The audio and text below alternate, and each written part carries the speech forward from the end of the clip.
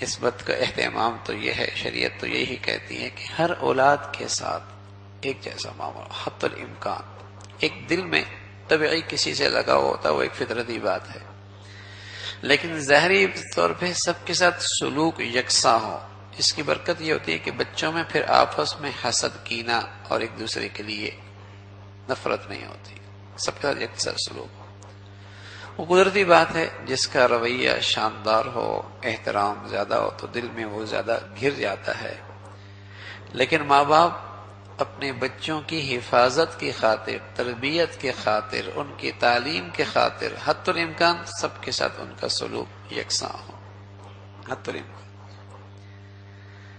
اور پھر بچہ ہو یا بچی ہو، پہلی ترجیح یہ ہو کہ یہ اللہ کے رسول کے بچے، اور صرف دنیاوی منفعت رکھ کر کسی ایک کو ترجیح نہ دی جائے، کسی اور کو آگے نہ رکھا جائے، آخرت کو بھی سامنے رکھا جائے کہ اولاد ساری کی ساری بہت بڑا صدقہ جاریہ ہے۔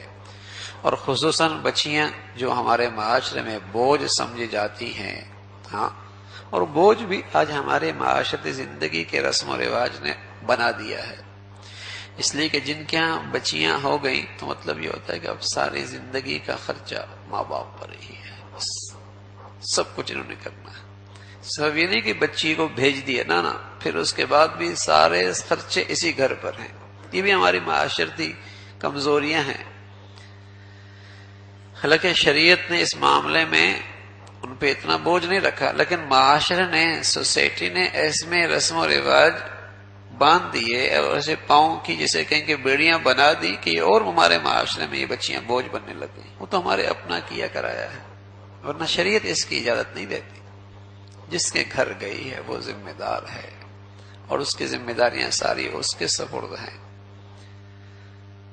تو بہرحال یہ اللہ کے نبی صلی اللہ علیہ وسلم نے ان کمزوریوں پہ نظر رکھ کے اس کی فضیلت بتائی ہے، اور یہ بہت بڑی جسے کہیں کہ اجر و ثواب کا باعث ہے۔